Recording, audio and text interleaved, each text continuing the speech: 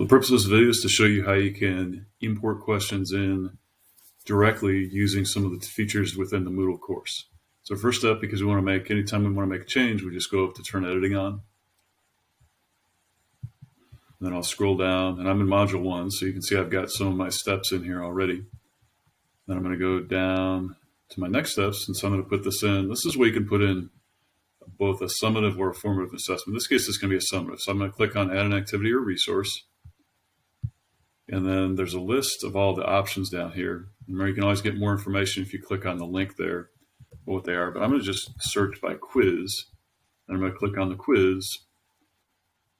And then it's going to pull up some familiar options. So I'm going to say, since this is my next step, I'm going to say step 6,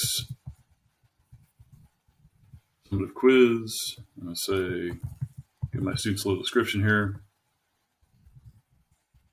This quiz, complete this quiz to show your knowledge of the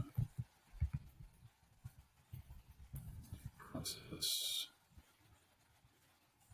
in this module. Similar to other features that we've looked at, it's important that we click on display so that our students can see it. You do have a variety of options here. You can choose the timing, if you want to set a time limit for how long they have to take it. What should happen when time expires. Remember, leave these not enabled, the open the quiz and also close the quiz so that you'll be able to see your work in here. You can make adjustments in terms of the grade if there's a grade category. If you want to set a passing grade, like maybe I think that they've got to do 75% or above to pass. You want to give unlimited attempts or a certain number, you can do that.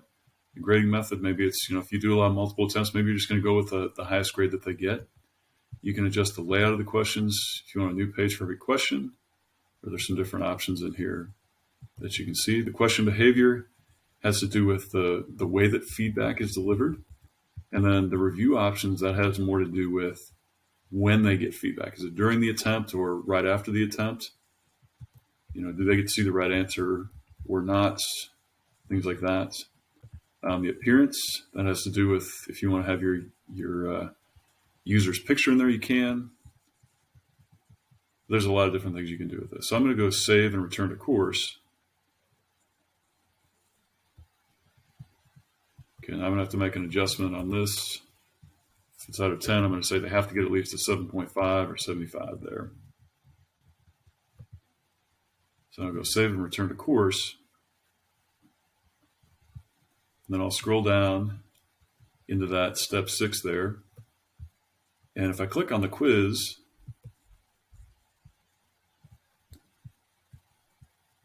you see there's my description, but there's been no questions added yet. So my next step is going to be to go in and edit the quiz.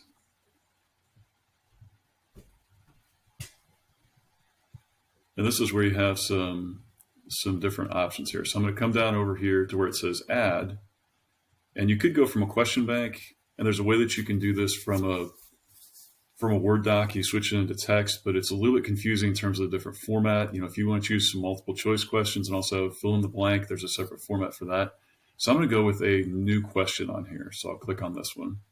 And then it's going to pull up all the choices that you have. And as you can see, there's a wide variety of different ones that you can include. So in this case, I'm going to go with an essay for starters. I'm going to model a couple of these. And I'll go add.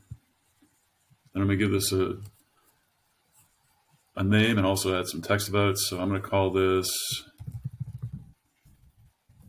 Research Learning Essay. Question text and say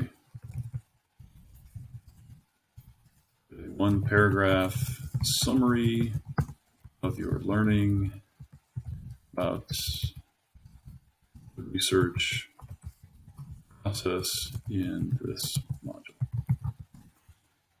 Down below, I can make some changes on there in terms of on the response formats. Maybe I want to say I only want 10 lines, or maybe I want a lot more text than that. You can set a minimum or a maximum word limit as well. And you can also allow attachments. If I was going to have my students write an essay, I probably would allow them to just upload a file to give them the option there of doing that or typing right on the computer there. And I'm going to go save changes and continue editing. Then you can see in my quiz how now I've got a question text here. And then if I want to do another question, I'm going to go back and save my changes here.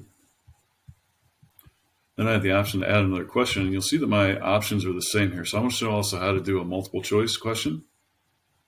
So I'm going to go with a new question. Let's say this time I'm going to give them a multiple choice option. So I can click add.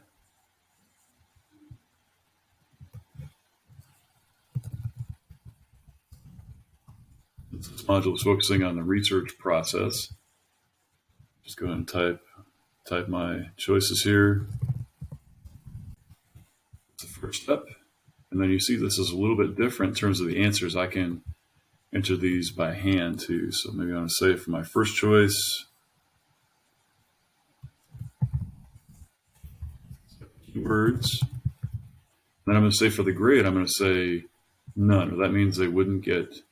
So I'm just going to set this as none because that means if they enter, that's not the right answer. So that's just going to set that up as if they enter that, they won't get any points for it.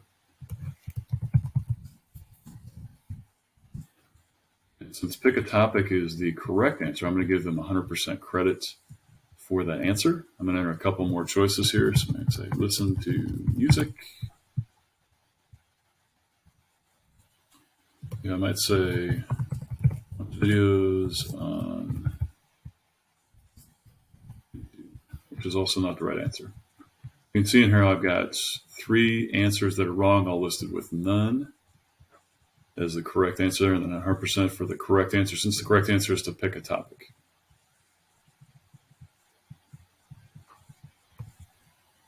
Then I'll go save changes, and then I can go back and look at my quiz. As you can see, I've got my 2 questions in there. I can also change the order on these. Maybe I want them to do the multiple choice first and then get into the essay. So I can just flip-flop the order on those. You can see how the numbers switched as well. I also have the shuffle option up here too. If I had a variety of different questions on it, I wanted to put them in a different order. And I can also make an adjustment up here on the maximum grade. But that's a quick video about how you can add a quiz directly in using some of the tools located within Moodle.